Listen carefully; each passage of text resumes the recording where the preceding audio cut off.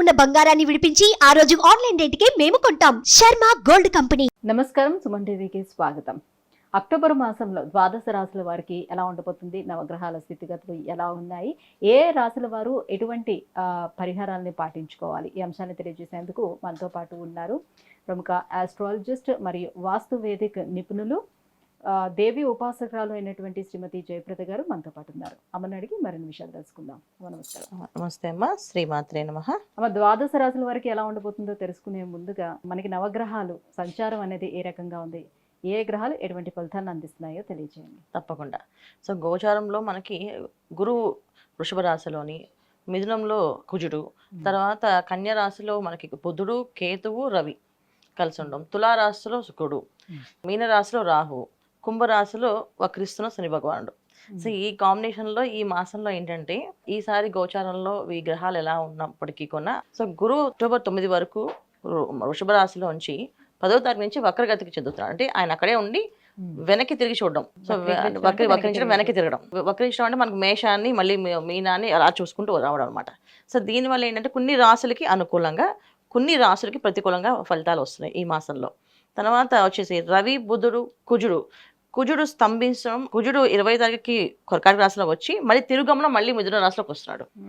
ఒక విధంగా చెప్పాలంటే కుజుడు కూడా వక్రిస్తూ మళ్ళీ తిరిగి మళ్ళీ మిథున రాశిలోకి వస్తున్నాడు. సో 20వ తారీఖు వరకు మిథునంలో ఉన్న కుజుడు కర్కాటకానికి మారుతున్నాడు. కర్కాటకం మారిన తర్వాత మళ్ళీ ఒక 20 రోజులకి మళ్ళీ ఆయన తిరిగి సింహంలో రావాలి కదా, ఆయన మళ్ళీ వెనక్కి వెళ్ళి మళ్ళీ మిథునంలోకి వెళ్తున్నాడు. సో మళ్ళీ వెనక్కి వెళ్ళి మిథునంలో ఉండడం వల్ల ఏంటంటే కొన్ని రాశులకి మళ్ళీ ప్రతికూలమైన ఇబ్బందులు, కొన్ని రాశులకి అనుకూలంగా ఉన్నాయి. చాలా కాలం అక్కడే ఉండడం జరుగుతుంది కుజుడు. అంటే ఇది నీ కుజస్తంభన అంటాం. సో కుజుడు ఒక్కొక్కసారి స్తంభించి అలా ఉండిపోతుంటాడు.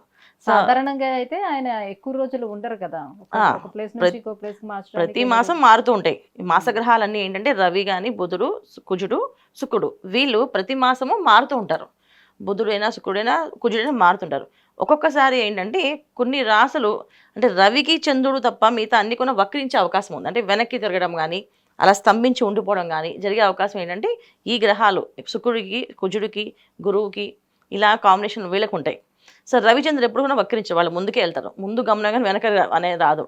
సో మిగతా రాశుల్లో మాత్రం ఈ ప్రభావం అనేది ఉంటుంది. అయితే ఈ ప్రభావం ఎప్పుడు దాకా ఉంటుంది అంటే ఒక్కొక్కసారి అవి చెప్పలేము అనమాట.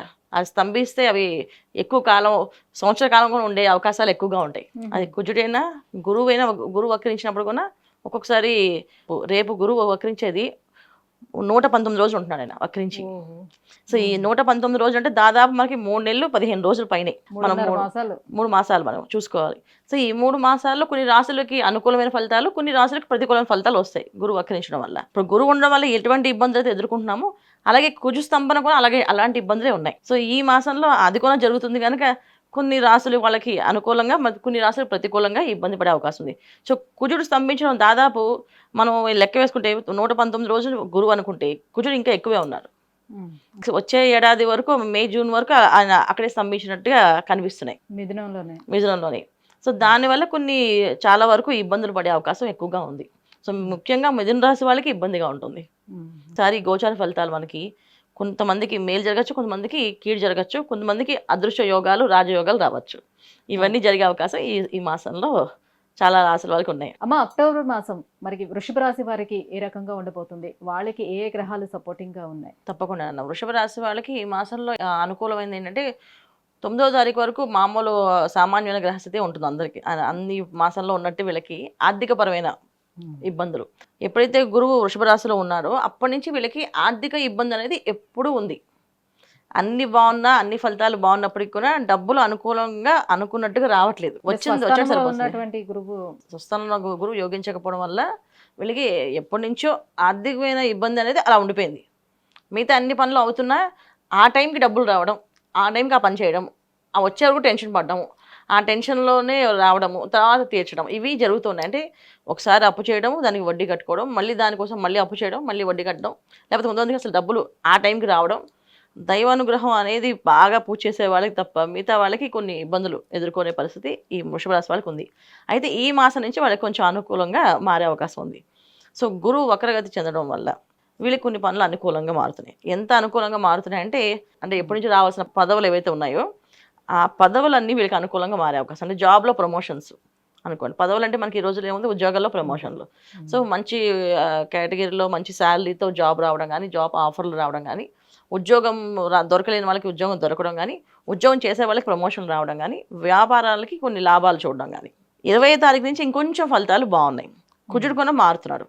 20 తారీఖు నుంచి కుజుడు ఎప్పుడైతే మారుతారో కొంచెం కుటుంబం నుంచి వచ్చే సమస్యల నుంచి వీళ్ళు పరిష్కారం దొరుకుతుంది.